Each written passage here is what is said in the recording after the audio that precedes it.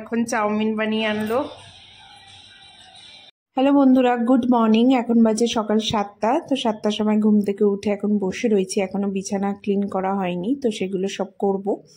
আর এখানে দেখো আমার বর একটু আগেই উঠেছিল, উঠে এক্সারসাইজ করলো, তারপর এখন বসে রয়েছে। এক্সারসাইজ মানে আজকে একটু হাঁটতে গেছিলো মেবি, আমি ঠিক জানি না। তো এখন আমি বসে রয়েছি। আর এই যে ঘুম থেকে ওঠার পর আমার স্কিনটা কি গ্লো করে সেটাই বলছিলাম। এনিওয়েজ, তো এখন চলে এসেছি কিচেনে, ওর ব্রেকফাস্টটা বানিয়ে দেবো। যেহেতু রোজ রুটি খেতে খেতে ওর আর ভালো লাগছে না, তো ওই জন্য আজকে ভাবলাম যে আলুর পরোটা বানিয়ে দিই। ভেবেছিলাম লুচি করব, বাট আমার বড় একটু হেলথ কনসিয়াস বেশি, তো ওই জন্য ময়দাটা অ্যাভয়েড করে, খেতে চায় না। আর আটার লুচি ওর ভালো লাগে না, ওই একদম আটা দিয়েই বানিয়েছি এই আলুর পরোটাটা। তো এটা বানিয়ে দিলাম। তো চলো দেখতে থাকো। আগে যদি জানতাম এতটা কষ্ট হবে তাহলে হয়তো আমি আজকে যেতামই না। এখন বাজে 11টা, তো আমি রেডি হয়ে নেব। তো যাচ্ছি বাবার ইয়ারলি চেক আপ করাতে।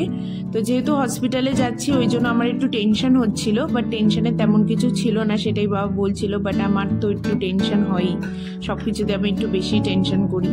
তো আজকে গেছিলাম মণিপাল হসপিটালে। তো আমার বাড়ি থেকে মণিপাল হসপিটালের ডিস্টেন্স ওই ধরো 1.5 ঘন্টা লাগে, বাট আজকে লেগেছিল প্রায় 2.5 ঘন্টা। যেহেতু আমরা জ্যামে ফেসেছিলাম প্রায় 1 ঘন্টার মতো, তো তার জন্যই আমার শরীরটা একটু খারাপ হয়ে গেছিলো। তো আমাদের অ্যাপয়েন্টমেন্ট ছিল 2টোর মধ্যে পৌঁছাতেই হবে, বাট একটু লেট হয়ে গেছিলো। বাট কোনো অসুবিধা হয়নি, আমরা ভালোভাবে ডাক্তার দেখিয়ে নিয়েছি। আর এখন বাজে প্রায় 4টে। তো বাবা বললো বাইরের কিছু না খেয়ে অল্প করে রাইস খেয়ে নিতে, বাট যেহেতু শরীরটা ভালো লাগছিল না তাই সেরকম খেতেও পারিনি। আর হসপিটালের অপোজিট দিকেই একটু নতুন রেস্টুরেন্ট খুলেছে, তো বেঙ্গলি খাবার দাবার খুব ভালো পাওয়া যায়। তো সবাই অ্যাকচুয়ালি অনেকদিন পর বাড়ি থেকে বেরোলাম, আর এতটা লং ডিস্টেন্স গেছি বলে হয়তো শরীরটা ওই জন্যই খারাপ হয়েছিল। গাড়িতে এমনিও উঠলে আমার একটু গাটা গুলায়।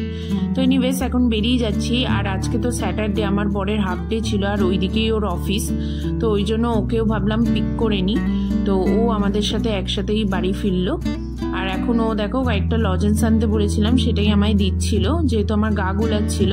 তো ওকে বলেছিলাম চটপটা কাইন্ড অফ লজেন্স আনতে, ও চুইংগাম নিয়ে এসেছিল, যেহেতু আমি চুইংগাম খাই, তো সেটা সেন্সেই এনেছিল।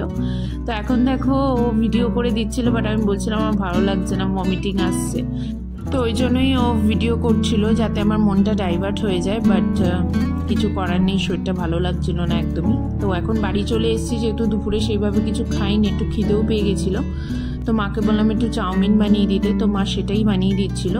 তো সমস্ত ভেজিটেবলস দিয়ে, আর এর মধ্যে একটু সয়াবিনও অ্যাড করেছিল, আর এগ দিয়েছিল, এই দিয়েই বানিয়েছিল। তো এর মধ্যে আমি একটুখানি টমেটো সস, সয়া সস আর চিলি সস অ্যাড করেছিলাম, তো যাতে একটু স্ট্রিক স্টাইল হয় আর খেতে একটু ভালোও হয়।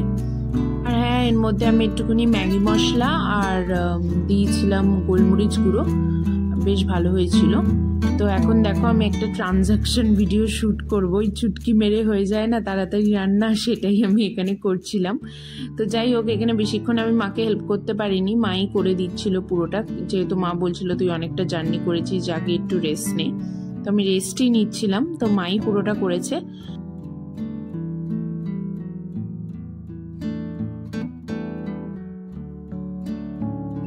এখন চাউমিন বানিয়ে আনলো। একটু আগেই চলে এসেছিল, আমি আবার বললাম যে আমার ভিডিওর জন্য একটু ধরো, ওই জন্যই। কেমন হয়েছে খেয়ে এখন রিভিউ দেবে, রিভিউ দিও। হ্যাঁ দেবে তো।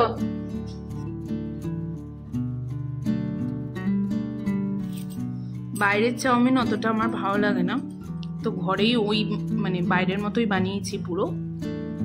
তো দেখতে তো ভীষণ টেম্পটিং হয়েছে, খেয়ে দেখে বলছি কেমন হয়েছে। চলো,